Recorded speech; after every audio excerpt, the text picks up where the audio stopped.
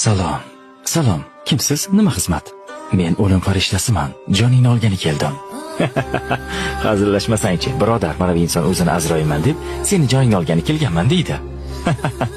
Qaysi odam? Kallang joydami? Men hali o'lishga juda ham yoshlik qilaman. Qancha yoshlarning jonini oldim. Navbat seniki. Iltimos, menga bir imkon bering. Atigi bir martagina. Yo'q, bu qabul qilinmaydi. Ketamiz. Faqatgina 3 yil. Mayli. Senga 3 yil muddat beraman. 3 yildan keyin ko'rishamiz. 3 yil.